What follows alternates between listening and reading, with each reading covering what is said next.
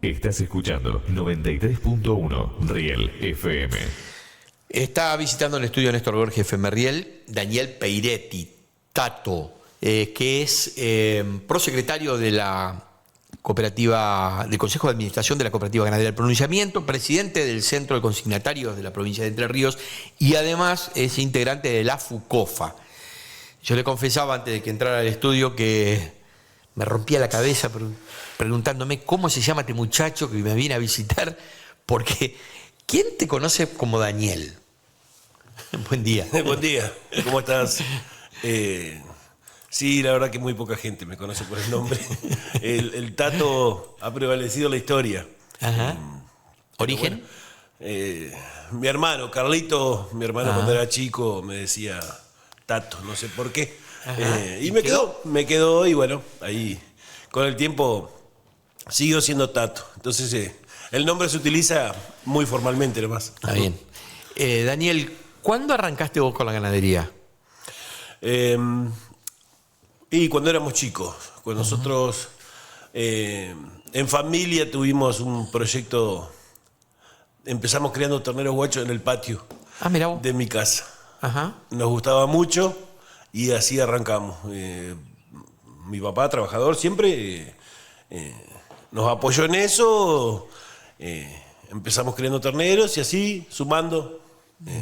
¿No tenían campo? No teníamos campo, no. Nosotros no éramos familias de campesinos, los abuelos ferroviarios, papá empleado de empresa de energía, y a su vez a la tarde siempre él trabajaba y a la tarde seguía trabajando, y bueno, con el tiempo nos empezó a entusiasmar esto de la ganadería, y bueno, sumando terneros, criando, y así, después con el tiempo, cuando nos hicimos más grandes ya éramos socios, por decir de esa forma, entre los tres y así fuimos avanzando de a poquito. Comienzan arrendando campo. Tal cual. Y el arrendar campo trae una responsabilidad porque la propiedad no es tuya, exacto. Sí, sino que depositan a cambio de un dinero también de alguna manera que cuides el lugar. Sí. Y tu capital que es la hacienda. Sí. No eran... la Argentina, hoy en día, la ganadería pasa en un momento bastante interesante, diría yo, sobre todo el criador, pero ha pasado el productor de campo, el ganadero, como el agrícola, ¿no?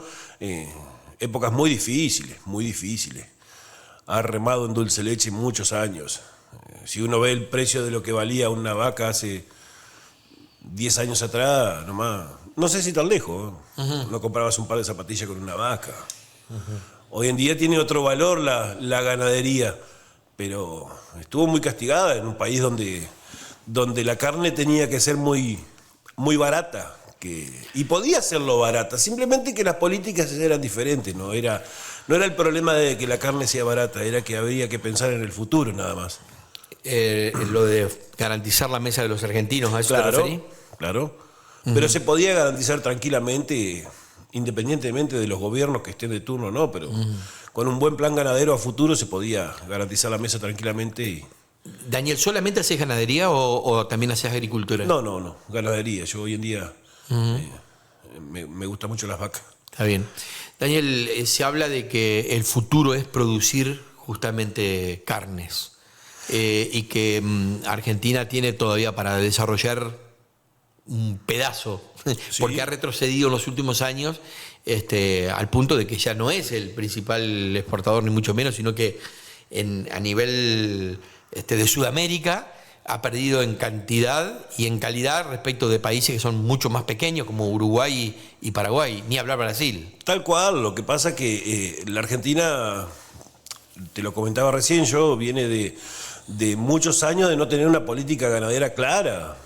No tener una política ganadera clara hace que el stock ganadero en la Argentina, después de 50 años, haya retrocedido, hayamos perdido más de 10 millones de cabezas. Brasil en los años 50 y pico, 60, tenía la misma cantidad que la Argentina, 54, 55 millones de cabezas. Hoy en día Brasil tiene 210 millones de cabezas y nosotros tenemos 10 millones menos.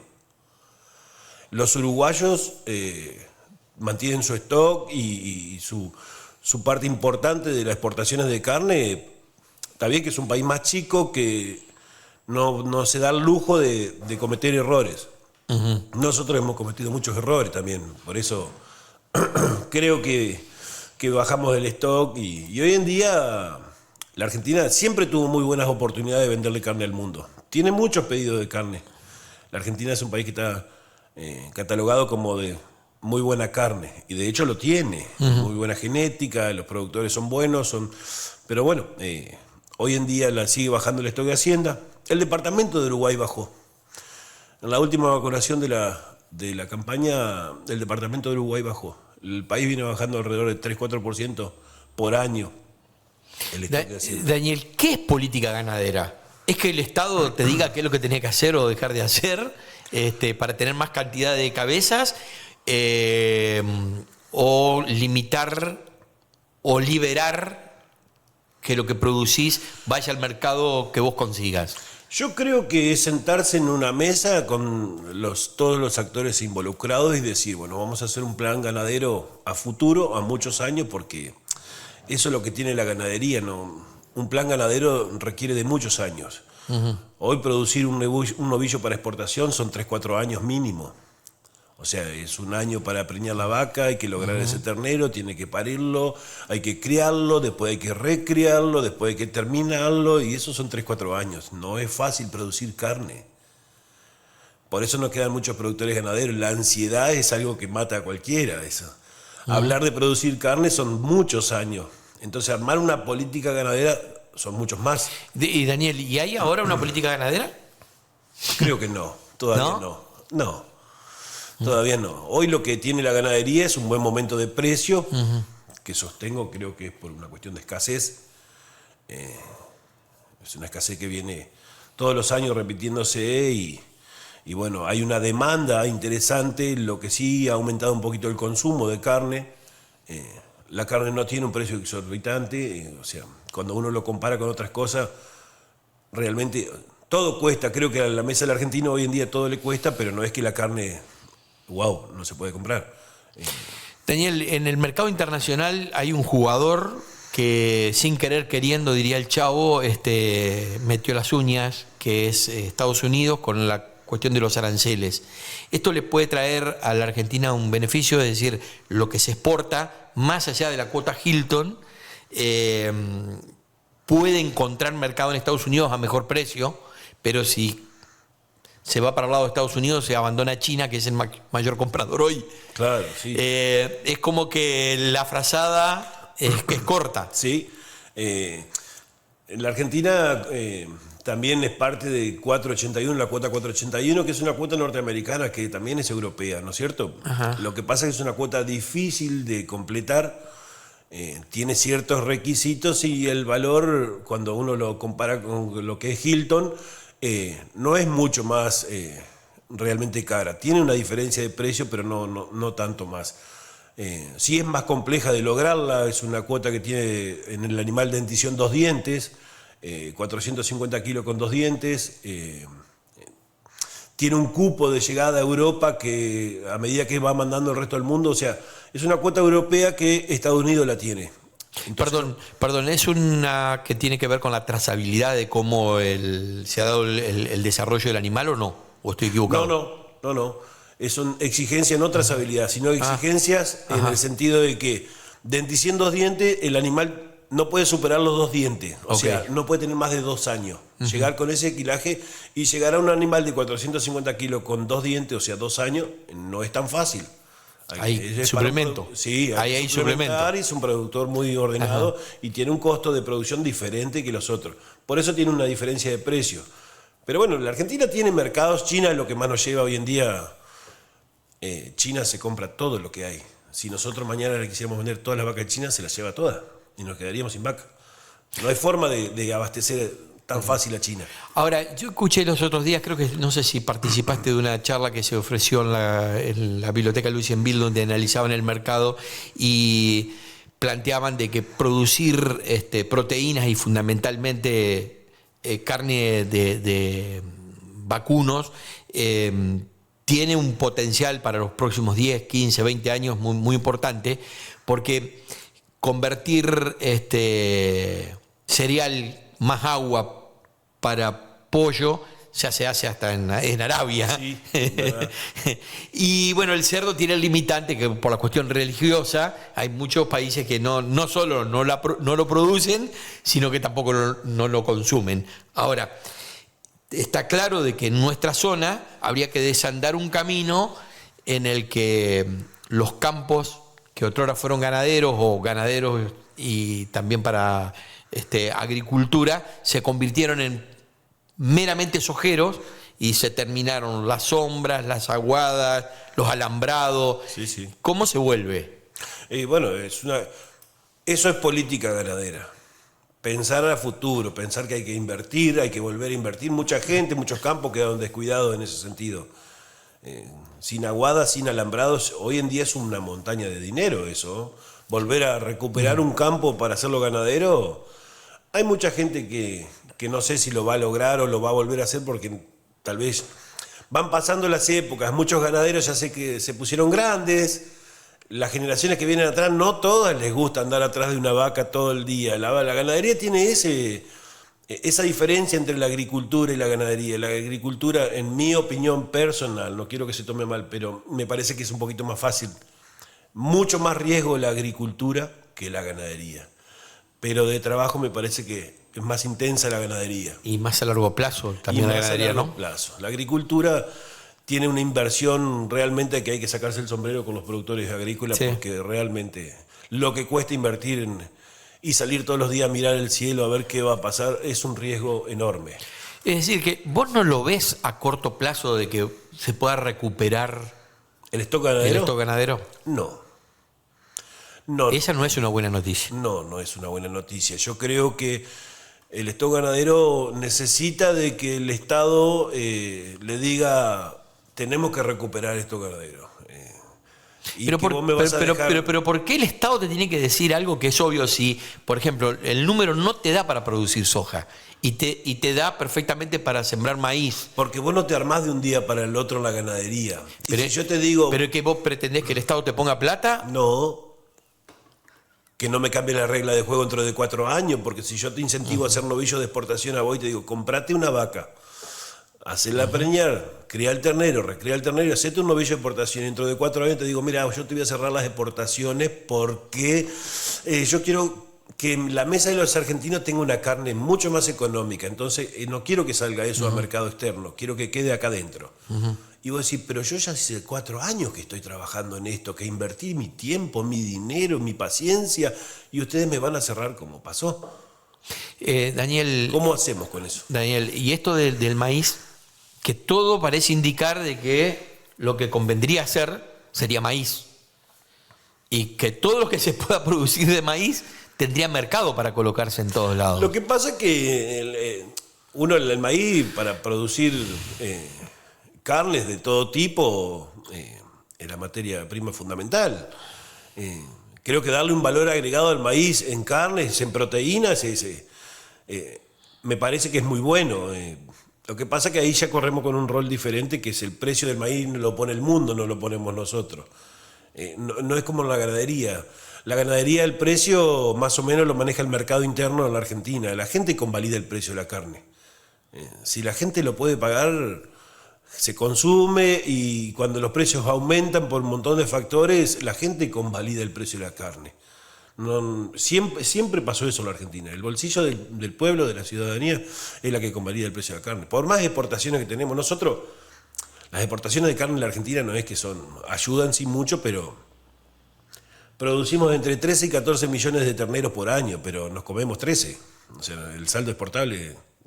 es 1 millón de cabezas, la mayoría, el 90% lo comemos los argentinos. Y el precio lo convalida el mostrador, es la realidad. Y voy a la cuestión sanitaria. Vamos a la parte sanitaria. Ajá. Sí, no, últimamente se hablaba un montón del tema garrapata y había gente que se agarraba la cabeza, porque lo que queda infectado es el campo, no es el animal. Claro. La garrapata es un problemón. No es un delito, vamos a aclarar bien. No es un delito la garrapata, sí es un problema que hay que abordarlo, y desde el productor y la fundación y todos los que puedan ayudar, bienvenido sea. Esto que remarcás no es un delito, lo escuché de otros dirigentes.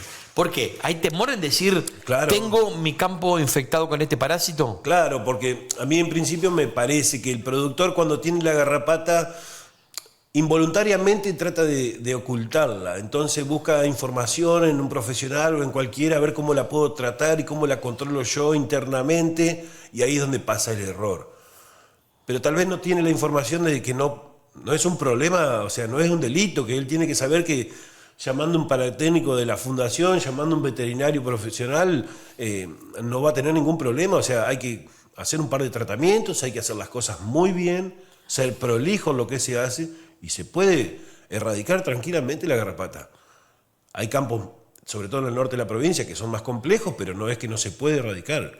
La garrapata realmente es un problemón para un productor, y sobre todo el problema del bolsillo que le genera. Una garrapata te produce un daño en tu economía de lo que vos estás produciendo. Vos estás produciendo, el productor ganadero produce kilos de carne, en terneros que va a lograr vender, y el tener un parásito como la garrapata, son cada vez menos la producción, son menos terneros que va a tener, son menos kilos de carne. Una garrapata, una vaca con 200 garrapatas encima le va a estar consumiendo en el proceso que es cuando la garrapata se llena de sangre y se cae del animal, que demora 22, 23 días, 24, depende de la época del año. Le va a estar sacando a ese animal entre 1,5 litros y 1,7 litros de sangre.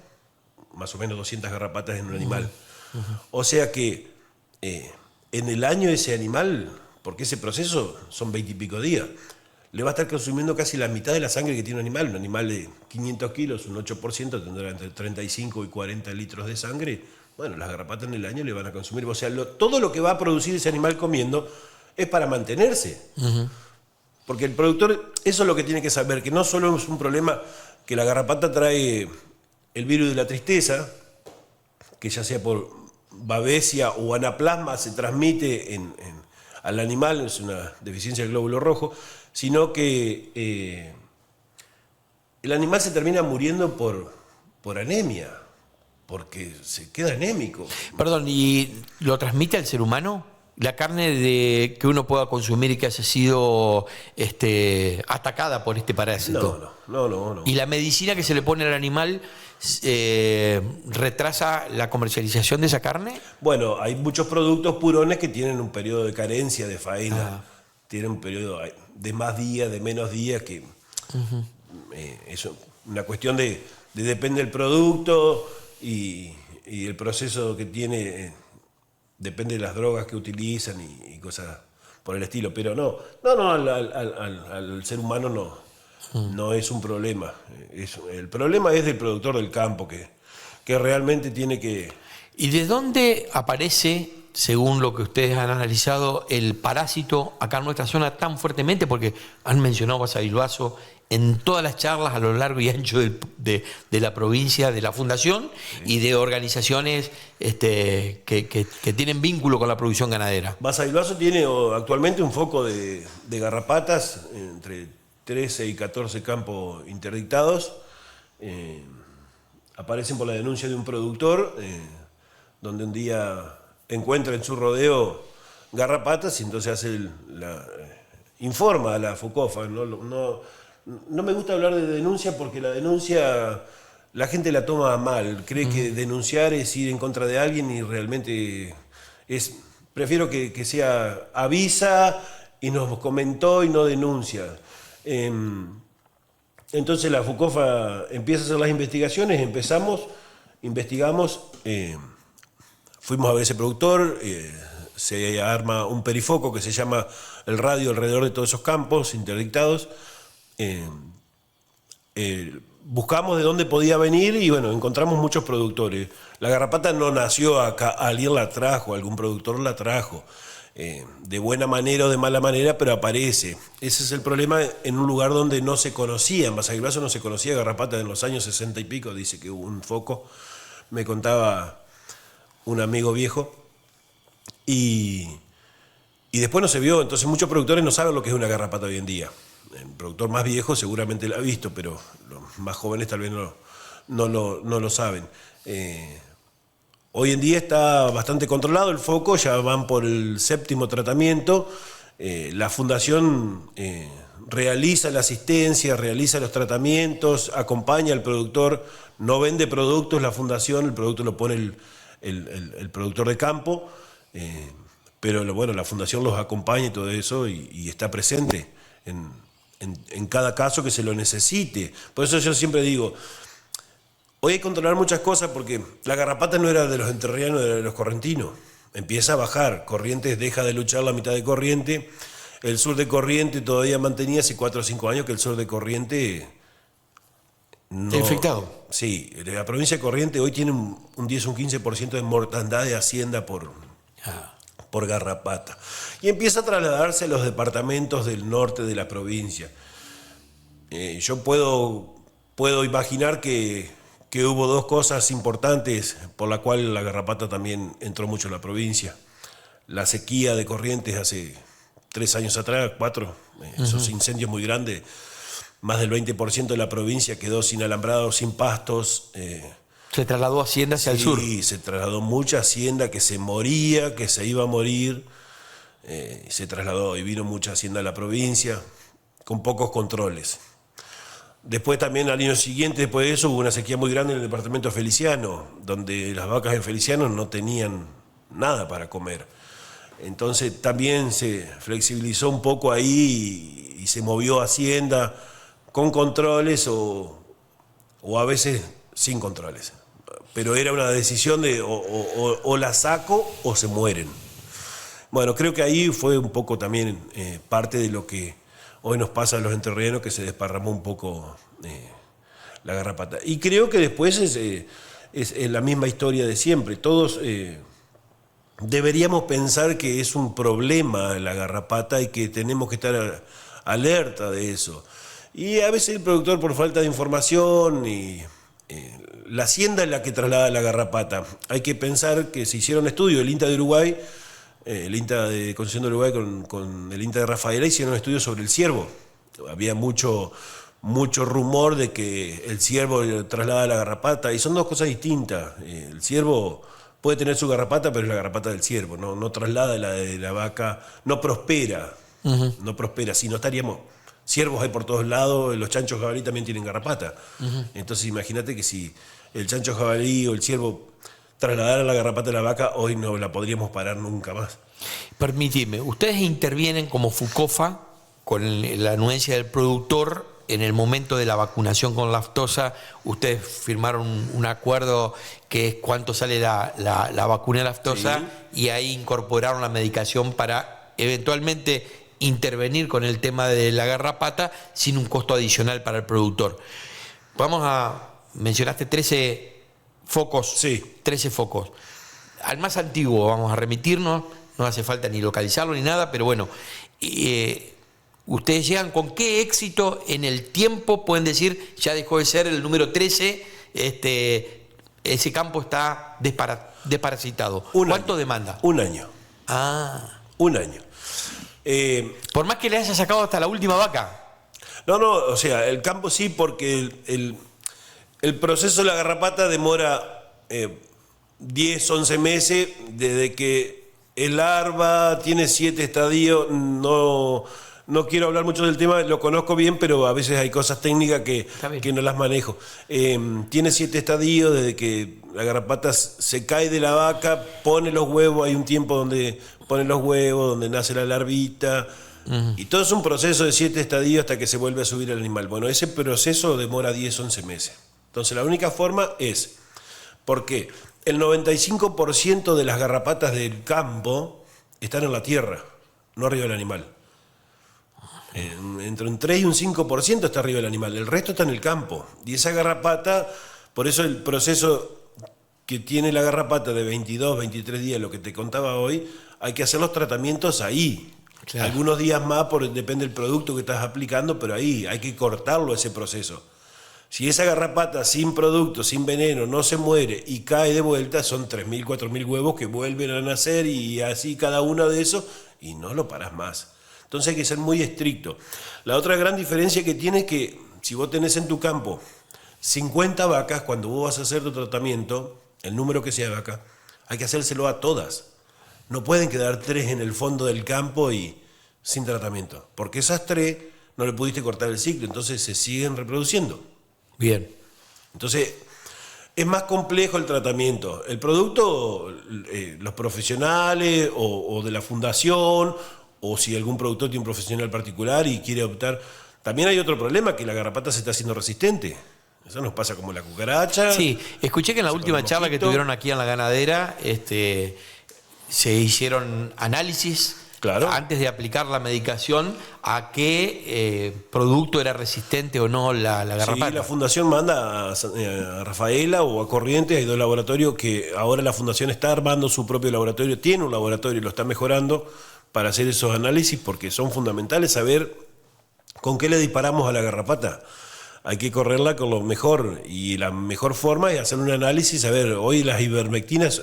la garrapata es muy resistente a las ivermectinas. Hace 20 años atrás era una bomba, hoy ya es un caramelo. Entonces van saliendo muchos productos. Los uruguayos están probando con un cierto tipo de hongos para controlar la garrapata. Los brasileños prueban con unas sales minerales también. También hicieron los uruguayos una vacuna hace 2 o 3 meses, creo que la estaban empezando a lanzar por el tema de garrapata. Pero bueno, no hay nada más que... Hoy en día lo único que nos queda efectivo son los productos que vienen, los químicos. La verdad, los baños son mejores. Hay una disposición del SENASA que obliga a todos los locales de remate feria de la provincia de Entre Ríos a cumplir con los baños. Justamente te iba a preguntar, tu rol de integrante, presidente del centro de consignatario, justamente, ¿cómo llega esa disposición? ¿La reciben bien o termina siendo algo engorroso? Hay muchos locales de la provincia que no lo tienen. Hay muchos locales de remate feria que no tienen los baños, y es una inversión que tienen que hacer. La disposición en realidad hace más de 20 años que estamos, 20 años, donde antes se controló la garrapata con cuestiones de los baños. Entonces es una disposición que ha quedado en el tiempo y ha quedado. Bueno, ahora llegó un momento que, como está avanzando mucho la garrapata, entonces el SENASA dispone a hacerlo obligatorio. Los consignatarios de la provincia no la tomaron a mal, a veces el plazo era muy corto, se dio muy poco tiempo. Para hacerlo, tenían entre 40 y 50 días para hacerlo, que por ahí a veces armar un baño con todo lo que significa, es una inversión de dinero y es un tiempo, hay que armar corrales nuevos, hay que armar varias cositas. Pero no, los consignatarios están con muchas ganas de salir adelante en este tema, son parte de este tema, o sea, es un actor fundamental. La comercialización de la ganadería Entre Ríos el 70% pasa por las consignatarias de la provincia. Entonces es un jugador muy importante en esta lucha contra la garrapata. Pero no, a mal no, simplemente organizarnos en los plazos y poder lograrlo de hacer. Daniel, hablamos de que el hábito de consumo en la Argentina ha cambiado claramente porque hay menos guita, o la guita alcanza para menos cosas, claro. Pero también porque se han incorporado nuevas tecnologías. En el mercado ganadero también. Yo he notado de que si bien no se ha perdido la tradición de ir a un lugar de subasta en donde está el rematador, pasa a la hacienda, el comprador lo observa o va y visita el corral, se ha incorporado esto de el remate online. Sí, streaming. Y el streaming. ¿Cómo marcha eso? Son tecnologías que están muy buenas, simplemente que el productor ganadero es un productor que le gusta ver mucho la vaca, sobre todo el pequeño productor, le gusta verla, le gusta mirarla ahí al lado. Está bien, la tecnología está muy buena porque hace a que vos puedas acceder también a lugares donde podés comprarte un animal y no estar presente ahí. Lo podés mirar, lo podés ver, te van a decir los datos, la genética. ¿Alguna vez compraste una vaca así? No. ¿Pero por qué? Porque es una cuestión filosófica tuya, que te gusta ir al lugar donde se está haciendo el remate. Tal cual. O o porque te agarró el viejazo como el que suscribe que no hace una transferencia por el celular ni en joda. Creo que... O las dos cosas. Sí, tal vez... yo creo que está buenísima la tecnología, está muy buena, simplemente que prefiero ir y verla. ¿Está bien? Prefiero ir y verla, me gusta ir y verla y cómo camina y cómo da vuelta, cómo se para.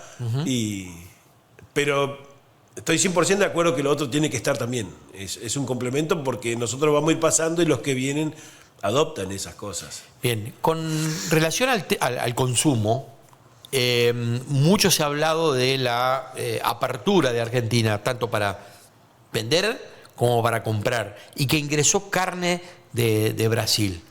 ¿Es una cuestión para dramatizar? No, yo realmente no te puedo decir que efectivamente haya ingresado carne de Brasil. No tengo el dato certero de que los rumores estaban que iba a ingresar, sobre todo con el tema de la barrera sanitaria del sur, del río Colorado para abajo, que se liberó, porque decía como un país donde tenemos trabas afuera por el tema de aftosa y adentro de la Argentina también. O sea, en la carne con hueso al sur de la provincia de la Argentina no podía ir. ¿Ahora sí? Ahora sí, tienen otro nivel, esa barrera se liberó. Productores en contra, productores a favor, negociantes, frigoríficos, todo un lío, algunos los beneficia, otros los perjudica. No es fácil producir carne en el sur del país, donde se tapa todo de nieve, donde no hay recursos, no hay pasto, hay que llevar el pasto, hay que llevar el grano. Hay un diferencial de precio que todo el mundo decía, cómo el asado vale en el sur 25.000 pesos y acá vale 10. Sí, pero no es lo mismo producir allá, esos productores no tienen el mismo costo. Hay ciertas cosas sanitarias que a veces uno las ve complicadas de lograr, ¿no? Permitime meter la cuchara, Sí. o el cuchillo y el tenedor. Estaría bueno observar y mirar si esta apertura que se hace del río Colorado al sur trae algún tipo de beneficio al consumidor, porque si va a entrar la carne que se produce, por ejemplo, en Entre Ríos, al sur de la Argentina, pero a la góndola llega al mismo precio que la carne que se produce en el sur. Claro, iba a llegar mucho más barata. Y bueno, ahí es lo que veníamos hablando recién, de que ahí fueron los primeros indicios de que se iba a traer asado de Brasil. Se iba a traer carne de Brasil para ingresar en el sur. Y bueno, seguramente, pero no estoy seguro si haya ingresado realmente carne de Brasil todavía. No te lo puedo confirmar. Lo voy a averiguar. Pero ¿y cómo jugaría eso que ingrese? ¿Es un pecado capital? No es un pecado capital. Brasil tiene mucha carne para vender. Brasil es uno de los exportadores más grandes de carne. Tiene mucha carne. Nosotros hoy en día no podemos ni mirarlo a Brasil realmente. O sea, a futuro lo podemos mirar. Hoy en día estamos 3-4 veces abajo de lo que realmente ellos han desarrollado. Pero... Es decir, por lo que veo, en ganadería no hemos sido tan exitosos No. En cuanto a lo que debíamos hacer para conservar ese sitial de privilegio, muy a pesar de que por la calidad todavía seguimos conservando el rótulo de que la carne argentina es la mejor del mundo. Es así. Yo creo que sí, que es así. Es muy buena y por la zona climática, las tierras de la Argentina, hay otras partes en el mundo que también son muy importantes. Pero la Argentina tiene muy buen nivel de carne y tiene muchas razas y creo que está buena. Seguramente hoy existen mercados, el presidente abrió mercados de exportación de ganado en pie. Ajá. Donde... También eso hizo un ruido bárbaro, estaban todos enojados. No sé, porque yo creo que no está mal. No está mal, es como venderle mientras los estatus sanitarios se cumplan y nadie corra el riesgo sanitario. Pero perdón, pero no es quitarle laburo a un argentino, a un entrerriano, por ejemplo, que una vaca que hasta la medida que se toma debía pasar por un frigorífico y en donde había personas que laburaban, Claro. frío, transporte, etcétera. ¿No es quitarle mano de obra? Y lo que pasa es que estamos en un gobierno que quiere que eso sea libre, que el mercado regule. Si al mundo le conviene llevarla llevarla ¿En pie? viva la vaca en pie, vas a poder venderla, y si le conviene llevarla procesada en caja, lo que deberíamos hacer es ser más eficientes y tratar de ver cómo bajamos los costos para que ese mercado nos lleve la carne en la caja, no adentro del cuero. Bien. Eso sería lo ideal. O sea, todo el sector, por eso siempre digo, hay que sentarse en una mesa, el gobierno, los productores, todos a ponernos de acuerdo en el plan ganadero a futuro. Bien. ¿Y podés importar un animal en pie? ¿Nosotros importar? Sí, se puede. Hoy importar podés. Ah, se puede. Antes se podía exportar también. Sí. Porque lo que pasa es que era por genética. O sea, Ajá. toros, vientres de calidad, genética se podía. Hoy en día podemos hacer como los uruguayos que exportan a Turquía terneros en barco. Creo que la provincia va al próximo camino a esas exportaciones de terneros. No estamos vendiendo mucho afuera hoy en día porque hoy el ternero en la Argentina tiene un valor superior al de los vecinos. Hoy tiene un precio interesante la ganadería, sobre todo el ternero en la Argentina. Habla de más de $3 y pico un kilo de ternero. Que hoy, este año, en este momento, es un buen número para ese ternero. No hablemos ni del año pasado ni para atrás porque no era un buen número. Bueno, Daniel, ¿qué va a pasar con la carne de consumo? Porque yo, si no te escucho mal, no interpreto mal, vos estás hablando de que nos hemos comido el stock, que lo que podemos producir sí tiene gran expectativa al futuro, pero al futuro, y si hay una mediana estabilidad económica, con una inflación a la baja, probablemente haya una recuperación del poder de compra de la gente. No todo lo que desearíamos, pero va a haber una recuperación, y esto se ve reflejado en las estadísticas. Sin ir más lejos, creo que hoy la CICRA sacó un informe que habla de una muy incipiente recuperación, pero una recuperación al mes de julio del 4,1% en el consumo, en el mostrador.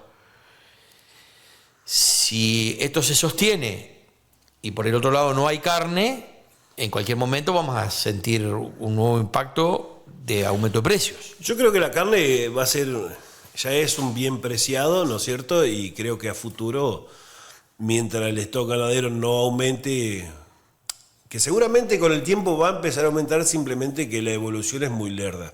No se ve de un año para el otro los resultados tan rápido. Va a llevar muchos años. Y mientras tanto va a ser un producto demandado. Demandado, obviamente, por los argentinos y por el mundo entero, pero el precio lo va a convalidar la mesa. Siempre, siempre lo va a convalidar la mesa. El argentino, si tiene un poder adquisitivo mejor, y ojalá así sea, va a decir, puedo pagarte un pesito más esa chuleta, porque la quiero comer hoy.